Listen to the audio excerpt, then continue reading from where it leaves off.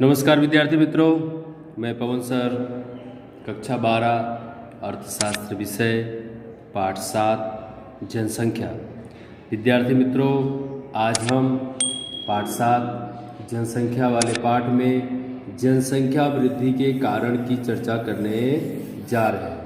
आप बहुत ही most IMP प्रश्न है, बोर्ड की एग्जाम में कई बार पूछा जा चुका है।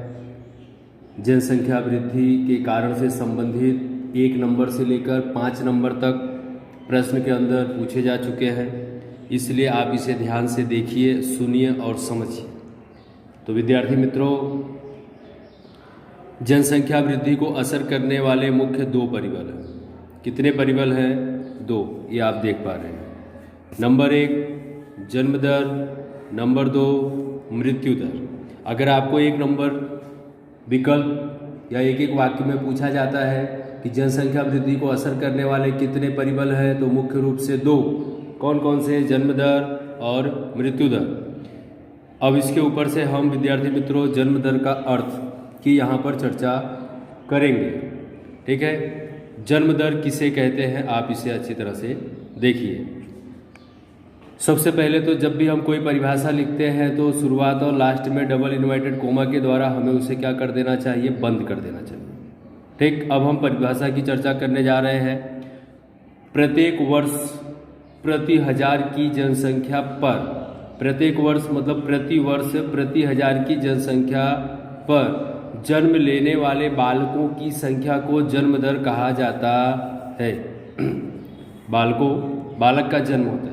विद्यार्थी यहीं पे गलती करता है, वह प्रत्येक वर्ष प्रति 1000 की जनसंख्या पर जन्म लेने वाले लोग, व्यक्ति ऐसा लिख देता है और उसकी परिभाषा सही जा रही थी, लेकिन सिर्फ एक इस शब्द के कारण क्या हो गया, उसका नंबर कट गया।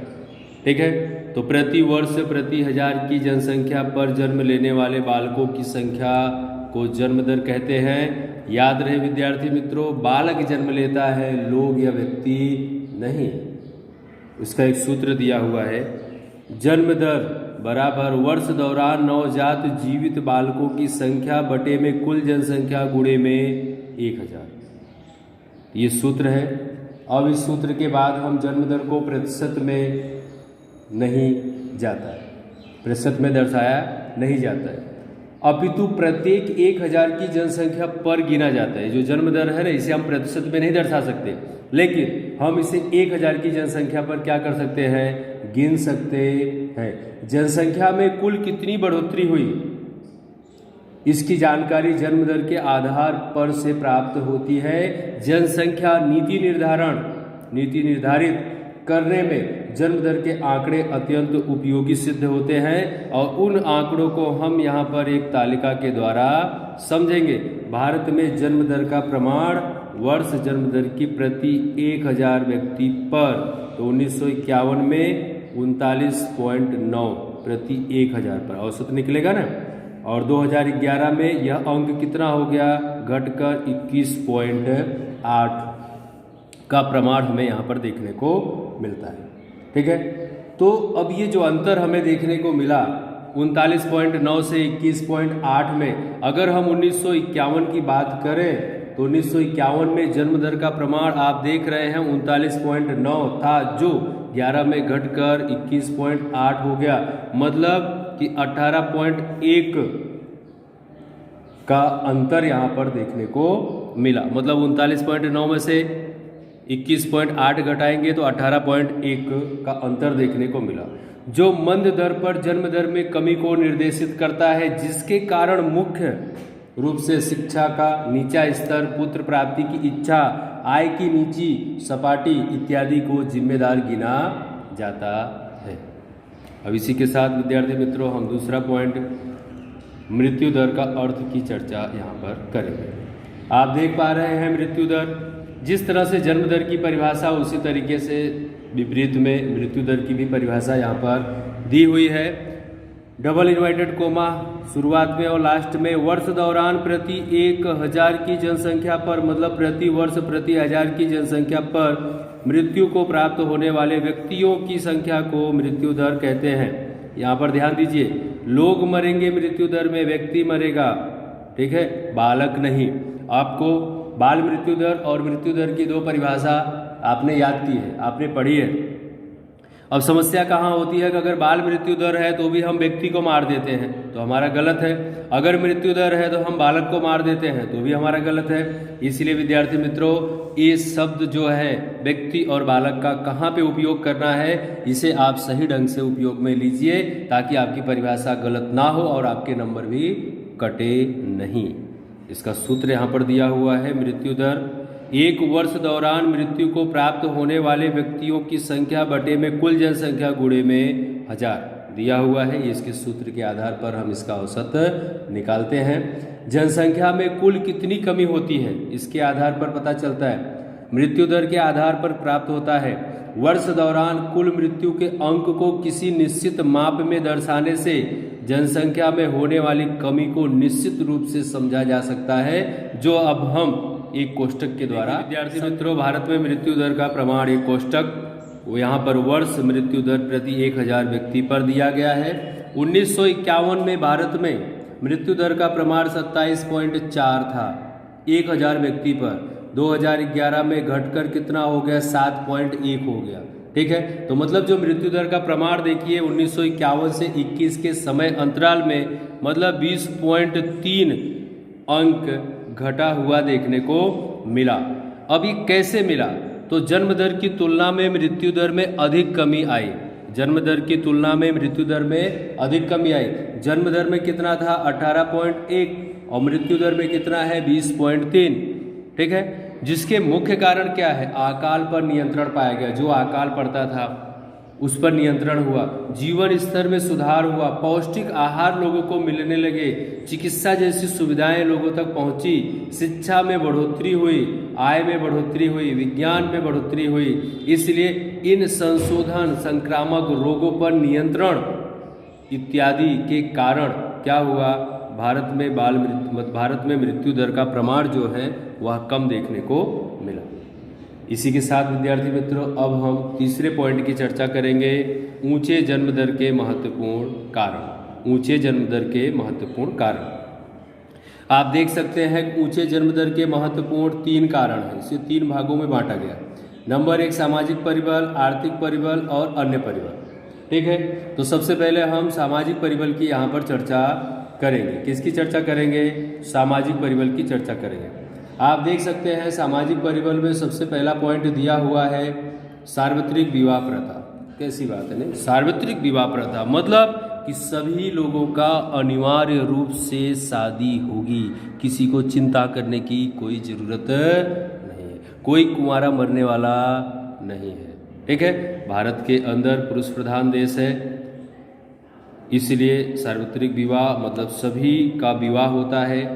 भारत में विवाह या धार्मिक संस्कार है। विवाह ना करने वाले व्यक्ति को के प्रति समाज क्या करता है, शंका की दृष्टि से देखता है। किस कारण इसकी शादी नहीं हुई, क्यों इसकी शादी नहीं हुई, इसके अंदर कोई बीमारी है, इसके अंदर कोई कमी है, इसको कोई पसंद नहीं कर रहा है, क्यों इसकी शादी नहीं हो रही है। ये सारी समस्याएं सामाजिक तौर पर लोग उसे शंका कुशंका की दृष्टि से क्या करते हैं, देखते हैं। विकसित देशों की तुलना में भारत में प्रत्येक स्त्री विवाह करती है। विकसित देशों में क्या होता है कि विवाह ना हो तो भी चले, लेकिन भारत में क्या होता है कि एक बार पुरुष कुंवारा रह सकता है, लेकिन स्त्री की शादी होना बहुत ज़रूरी है, क्योंकि हमारा जो भारतीय समाज है वह उस परिवार को, उस स्त्री को ऐसे शंका की दृष्टि से देखता है कि उस घर के अंदर, उस परिवार के अंदर आने वाले समय में जो अन्य बच्चे हैं उनके शादी विवाह की समस्याएं उत्पन्न होने लगती हैं। अब जब प्रत्येक स्त्री की, प्रत्येक पुरुष का शादी विवाह होगा तो क्या होगा, जन्म दर ऊंचा देखने को मिलेगा। क्या होगा, जब प्रत्येक स्त्री, प्रत्येक पुरुष का यहाँ पर विवाह होगा तो इनके संपर्क में आने से क्या होगा, जन्म दर ऊंचा देखने को। भारत देश में शादी के प्रति अगर बात की जाए तो इससे बचने के लिए प्रत्येक स्त्री पुरुष अनिवार्य रूप से विवाह भी करते हैं, शंका कुशंका से बचने के लिए। और जो दिव्यांग होते हैं, अपाहिज होते हैं या शरीर में किसी भी प्रकार की क्षति होती है तो वह भी अपवाद रूप नहीं है, उनकी भी भारतीय समाज कहीं न कहीं जुगाड़ कर देता है, शादी करवा देती है। दूसरा पॉइंट है कम उम्र में विवाह और विधवा पुनः विवाह। अब जन्म दर कैसे ऊंचा जाए? एक तो कम उम्र में विवाह हो रहा है, अगर किसी का पति मर गया है, वह महिला विधवा हो गई है, तो भारतीय समाज क्या करता है, उसकी फिर से शादी करवा देता है, जिस कारण से अधिक बच्चे जन्म लेते हैं और जन्म दर ऊंचा देखने को मिलता है। देश में बाल विवाह विरोधी कानून होने के बावजूद कई क्षेत्रों में बाल विवाह की प्रथा आज भी कायम है। विशेष तौर पर स्त्रियों के कम उम्र में विवाह करने से उनका गर्भावधि काल जो होता है वह खूब लंबा देखने को मिलता है। मतलब कम उम्र में शादी होगी तो ज़्यादा लंबे समय तक गर्भ धारण करने की क्षमता उनके अंदर होती है। अब लंबे समय तक अगर गर्भ धारण करने की उनकी क्षमता है, लंबा समय अंतराल है, तो क्या होगा, अधिक बच्चों को, खूब बच्चों को जन्म देती है। देश में विधवा पुनः विवाह का कानून अमल में होने से उसे व्यापक समर्थन मिला, जिसके कारण भी जन्म दर क्या हुआ, अधिक देखने को, ऊंचा देखने को मिला। क्यों? अभी मैंने आपको बताया कि अगर किसी महिला का पति मर गया है और वह शादी ना करे तो अब उसके द्वारा बच्चे का जन्म नहीं हो सकता, लेकिन हमारा जो भारतीय समाज है ऐसा चाहता नहीं है। उस विधवा का फिर से किसी न किसी पुरुष के साथ क्या करता है, विवाह करवा देता है, और जिस कारण से बच्चे का जन्म होता है और जन्म दर ऊंचा देखने को मिलता है। अगला पॉइंट है विद्यार्थी मित्रों, पुत्र प्राप्ति की तीव्र इच्छा। भारतीय समाज पुरुष प्रधान समाज है, मैंने आपको बताया। पुत्री की अपेक्षा पुत्र को 3 कारणों से अधिक महत्व दिया गया है। कितने कारणों से? 3 कारणों से। सबसे पहला कारण हम आपको बताएंगे, पू नामक नरक से तारे। मतलब अगर आपके घर में पुत्र की प्राप्ति नहीं हुई है, पुत्र का जन्म नहीं हुआ है, तो जो पू नामक नरक है उससे आपको कौन तारेगा? इस के कारण क्या है, पुत्र की प्राप्ति की इच्छा माँ बाप को होती है। अब आपका वंश वृद्धि को आगे कौन ले जाएगा? पुत्र आपकी वंश वृद्धि को आगे ले जाएगा। अथवा वृद्धावस्था में आर्थिक सहारा कौन बनेगा? आपकी बुढ़ापे की लाठी कौन बनेगा? इन सब कारणों से वशीभूत होकर कई परिवार पुत्र मोह में अनेक पुत्रियों को जन्म दे देते हैं, और परिणाम स्वरूप परिवार के कद में बढ़ोतरी होती है और जन्म दर ऊंचा देखने को मिलता है। ये जो भारतीय समाज की ये जो अंधविश्वास, अंधश्रद्धा है कि पू नामक नरक से पुत्र ही तारेगा, वंश वृद्धि को पुत्र ही आगे ले जाएगा, वृद्धावस्था में पुत्र ही लाठी बनेगा, इस कारण से एक पुत्र की लालसा के चक्कर में अनेकों पुत्रियों का जन्म होता है और परिवार का कद क्या हो जाता है विद्यार्थी मित्रों? बड़ा, और जिससे क्या होता है, जन्म दर ऊंचा देखने को मिलता है। चौथा पॉइंट है विद्यार्थी मित्रों, संयुक्त परिवार प्रथा। अब संयुक्त परिवार प्रथा में भारत में ग्रामीण विस्तारों में संयुक्त परिवार प्रथा व्यापक प्रमाण में प्रचलित देखने को मिलता है। परिणाम स्वरूप यहाँ बालकों के पालन पोषण की आर्थिक जिम्मेदारी परिवार के अन्य सदस्यों पर क्या होती है, बंट जाती है। मतलब जो व्यक्तिगत माता पिता होते हैं खुद के, उनके ऊपर उनके बच्चों की जिम्मेदारी, पालन पोषण, पढ़ाई लिखाई, दवा दारू का खर्च की जिम्मेदारी होती नहीं है। इसलिए घर के अंदर, परिवार के अंदर बच्चों की संख्या बढ़ रही है या परिवार की संख्या बढ़ रही है, खर्च बढ़ रहा है, इससे उनको कुछ लेना देना होता नहीं है, और जिस कारण से जन्म दर, अधिक जनसंख्या होने के कारण क्या होता है, बढ़ता रहता है, जिससे अधिक बालक बोझ रूप नहीं लगते हैं। क्योंकि अपने ऊपर अगर जिम्मेदारी आवे तो बालक बोझ रूप लगे ना। आज तो बालक के दादाजी उसकी देख रेख कर रहे हैं, उसकी संभाल कर रहे हैं, फीस भर रहे हैं, दवा दारू करवा रहे हैं, पिता नहीं कर रहा है, इसलिए जन्म दर क्या होता है, ऊंचा देखने को मिलता है। विद्यार्थी मित्रों, अब हम दूसरे पॉइंट की चर्चा करेंगे, आर्थिक परिबल। आर्थिक परिबल के अंदर पहला पॉइंट दिया हुआ है शिक्षा का नीचा स्तर। अब शिक्षा और जनसंख्या वृद्धि के बीच कैसा संबंध है? जटिल संबंध है, अत्यंत जटिल संबंध देखने को मिलता है। यह बात स्त्री शिक्षा से विशेष रूप से जुड़ा हुआ है। स्त्री शिक्षा मतलब स्त्री जो है वह पढ़ी लिखी होनी चाहिए। इसके अलावा स्त्रियों में शिक्षा के स्तर और बालकों की संख्या के बीच व्यस्त संबंध संपूर्ण विश्व में देखने को मिलता है। कौन सा संबंध देखने को मिलता है? व्यस्त। निरक्षर स्त्रियों की तुलना में, ध्यान से देखिए, जो कम पढ़ी लिखी है, निरक्षर स्त्रियों की तुलना में प्राथमिक शिक्षा प्राप्त स्त्रियां कम बच्चे को जन्म देती हैं। संदर्भ प्राथमिक शिक्षा की तुलना में माध्यमिक या उच्च शिक्षा की स्त्रियों पर भी लागू होता है। एक स्त्री है, निरक्षर है, जो प्राथमिक शिक्षा प्राप्त स्त्री से अधिक बच्चे को जन्म देती है, मतलब प्राथमिक शिक्षा प्राप्त इसकी तुलना में कम बच्चे को जन्म देती है। लेकिन प्राथमिक से अधिक पढ़ी लिखी जो माध्यमिक और उच्च शिक्षा प्राप्त महिलाएं हैं उनको भी लागू होता है। इस अनुभव के आधार पर कह सकते हैं कि देश में निरक्षरता और अल्प शिक्षा के कारण जन्म दर ऊंचा देखने को मिलता है। जो कम पढ़ी लिखी है वो ज़्यादा बालक को जन्म देती है और जो अधिक पढ़ी लिखी है वे महिलाएं कम बालक को जन्म देती है। अगला पॉइंट है विद्यार्थी मित्रों, आय का नीचा स्तर। अब आय के नीचा स्तर की अगर हम बात करें तो परिवार की आय नीची हो तो अधिक बालक का जन्म जिम्मेदारी नहीं बल्कि पूंजी समझा जाता है। क्या समझा जाता है? जिम्मेदारी नहीं बल्कि पूंजी समझा जाता है। क्यों? क्योंकि अगर अधिक बालक घर में होगा तो कोई भी काम सरलता पूर्वक आसानी से उसे संभाल जगन्नाथ कर लेगा। मतलब घर के अंदर जितने हाथ होंगे उतना जगन्नाथ, मतलब उतना पैसा आएगा, उतना जल्दी काम होगा, उससे उतना जल्दी और उतना अच्छी तरह से हम पड़ोसी को दबा भी सकते हैं। तो ये जो भारतीय मान्यता है, इस कारण से भी गरीब परिवार के अंदर अधिक बालक का जन्म होता है और अधिक बालक छोटी छोटी दुकानों पे, लारियों पे, चाय की दुकानों पर या अन्य किसी क्षेत्र में जाकर जो काम धंधा करते हैं उससे जो आय प्राप्त होता है, तो भले एक बालक 200 रुपये की आय प्राप्त करके ला रहा है, लेकिन अगर घर में 4 बालक हैं तो कितना हुआ? 800 रुपये तो रोज़ का आया। तो जो माता पिता हैं उनको ये लगता है कि घर में 800 रुपये आया और सबके पेट भर रहे, सबका पालन पोषण हो रहा है, लेकिन भविष्य में आने वाली जो समस्या है वह उस समय दिखाई देती नहीं है। इस कारण से वशीभूत होकर बालक भविष्य में परिवार की आय में बढ़ोतरी करता है। और आज भी ऐसे छोटे छोटे बालक जो हैं चाय की लारी पर, छोटे होटलों पर या दुकानों पर रोजगार करते हुए पाए जाते हैं। अगला पॉइंट है विद्यार्थी मित्रों, तीसरा, बाल मृत्यु दर का ऊंचा प्रमाण। बाल मृत्यु दर का ऊंचा प्रमाण में यहाँ पर हम सबसे पहले बाल मृत्यु दर की परिभाषा देखेंगे। जीवित जन्मे हुए प्रति 1000 बालकों में से 1 वर्ष की उम्र पूर्ण करने के पहले मृत्यु को प्राप्त होने वाले बालकों की संख्या को बाल मृत्यु दर कहते हैं।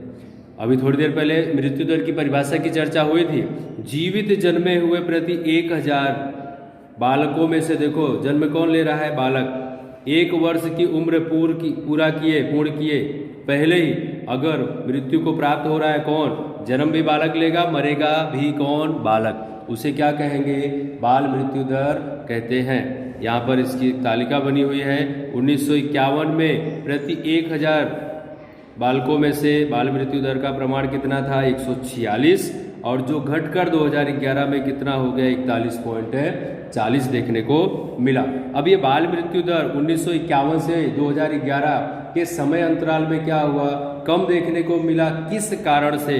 तो बाल मृत्यु दर ऊंचा होने के कारणों में गरीबी, पुत्री की जन्म की उपेक्षा, पोषण युक्त आहार का अभाव, स्त्रियों में गर्भपात का प्रमाण, पालन पोषण की प्राचीन मान्यता, अपर्याप्त आरोग्य विषयक सुविधाएं, 2 बालकों के बीच का जो कम अंतर है गर्भधारण करने का, बालक के जन्म का, इत्यादि के कारण बाल मृत्यु दर का जो प्रमाण है। तीसरा पॉइंट, अन्य परिबल की चर्चा करने जा रहे हैं। अभी तक हमने जो है सामाजिक परिबल, आर्थिक परिबल, और अब हम अन्य परिबल की चर्चा करेंगे। अन्य परिबल में विद्यार्थी मित्रों पहला पॉइंट दिया हुआ है ऊंचा प्रजनन दर। ऊंचा प्रजनन दर मतलब कि गर्भधारण करने की जो क्षमता होती है वह अधिक। तो वर्ष दौरान 15 से 49 वर्ष की उम्र वाली स्त्रियों में प्रति 1000 स्त्रियों की कोख से जन्म देने वाले जीवित बालकों की संख्या को प्रजनन दर कहते हैं। बहुत मोस्ट एमपी परिभाषा है, आपको इसे याद करना है। परीक्षा में कई बार पूछा गया है कि प्रजनन दर किसे कहते हैं। तो वर्ष दौरान 15 से 49 वर्ष की उम्र वाली स्त्रियों के प्रति 1000 स्त्रियों की कोख से जन्म देने वाले जीवित बालकों की संख्या को प्रजनन दर कहते हैं। 1961 1961 में इस आयु वर्ग में निहित महिलाओं के लिए औसत जीवित बालकों की संख्या कितनी थी? 6। मतलब ये जो 1961 में जब सर्वे किया गया तो ऐसा अनुमान लगाया गया कि जो महिलाएं हैं प्रति महिला पर कितने बालक दिख रहे हैं। तो प्रति महिला पर यहाँ पर क्या हुआ, औसत निकला तो 6, लेकिन 2011 में घटकर 3 हो गया। कितना हो गया? 3 हो गया। मतलब बच्चों की संख्या 2011 में जो है वो घटकर कम हो गई। औसत जीवित बालकों के ऊंचे प्रमाण के लिए मुख्य 2 परिबल जिम्मेदार हैं। औसत जीवित बालकों के ऊंचे प्रमाण के लिए कितने परिबल जिम्मेदार हैं? 2। कौन कौन से, उसकी चर्चा हम करते हैं। भारत में कम उम्र में होने वाले विवाह के कारण महिलाओं में मातृत्व धारण करने की जो समय काल है वो लंबा देखने को मिलता है। और समय काल जब लंबा देखने को मिलता है तो बालक का जन्म अधिक होता है इस कारण से। उसके बाद मातृत्व दूसरा है, मातृत्व धारण कर सके ऐसी महिलाओं में अविवाहित जो महिलाएं हैं का प्रमाण अत्यंत कम है। मतलब हम पहले भी चर्चा कर चुके कि हमारे देश के अंदर लगभग 100% लोगों की शादी हो जाती है।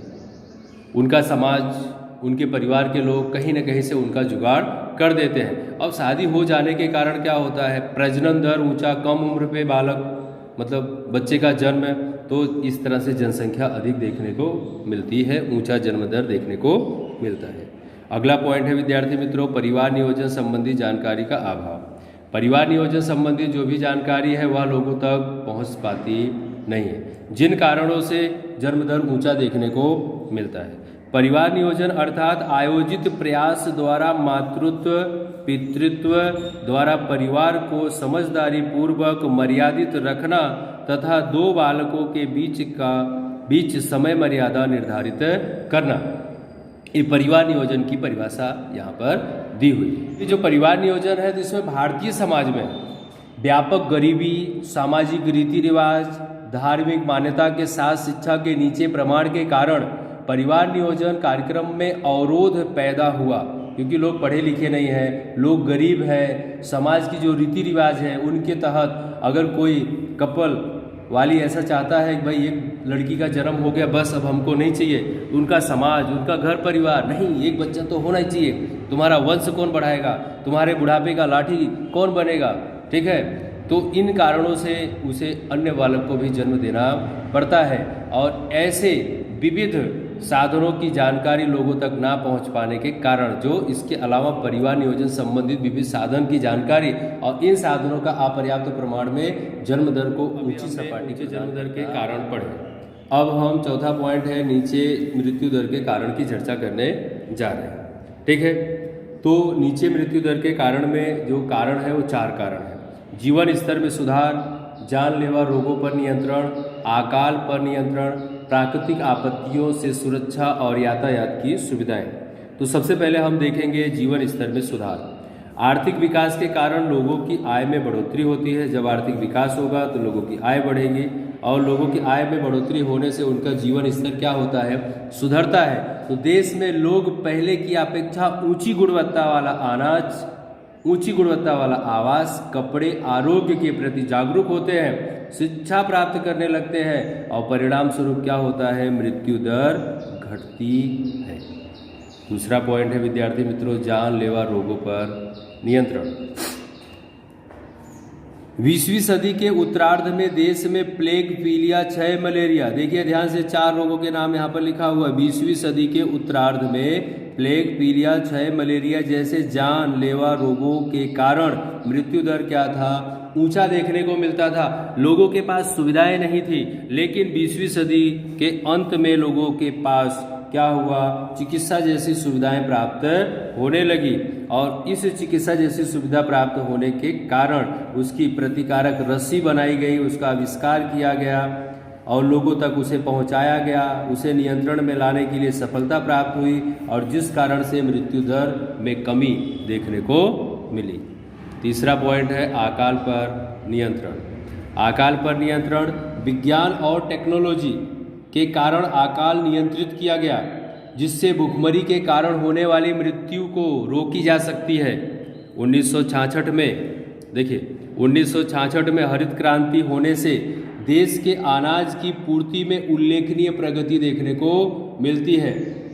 परिणाम स्वरूप देश को जिस भाग में अनाज का अधिक उत्पादन होता है, फॉर एग्जाम्पल मान लो कि पंजाब में अधिक अनाज का उत्पादन हुआ और यहाँ पे मध्य प्रदेश में अधिक अनाज का उत्पादन नहीं हुआ, तो पंजाब से मध्य प्रदेश में अनाज को पहुँचाने का काम किया गया और हेर फेर किया गया, जिस कारण से मनुष्य को भुखमरी के कारण उसके मुख से उसकी जान को बचाने में सफलता प्राप्त हुई। क्यों हुआ? क्योंकि ये जो विज्ञान और टेक्नोलॉजी के कारण ये चीज़ें संभव हो पाई। चौथा और लास्ट पॉइंट है विद्यार्थी मित्रों, प्राकृतिक आपत्तियों से सुरक्षा और यातायात की सुविधा। तो हम यहाँ पर देख रहे हैं देश में पहले भूस्खलन, सुनामी, अतिवृष्टि, अनावृष्टि जैसी प्राकृतिक आपदा के कारण मानव मृत्यु दर का प्रमाण क्या है, ऊंचा देखने को मिला। आज देश के किसी भी भाग में इस प्रकार की प्राकृतिक आपत्ति हो तो तीव्र यातायात के द्वारा, संदेशा व्यवहार के द्वारा सुविधा को तत्काल अनाज, दवाई इत्यादि अन्य प्राथमिक आवश्यकताएं मानवीय स्तर पर प्राप्त हो जाने से मृत्यु दर में क्या हुआ, कमी देखने को मिल रही है। मरने वाले जो लोग थे वो बच जा रहे हैं, इसलिए मृत्यु दर में गिरावट देखने को मिलती है। तो विद्यार्थी मित्रों, आज की इस वीडियो में बस इतना ही। आज हमने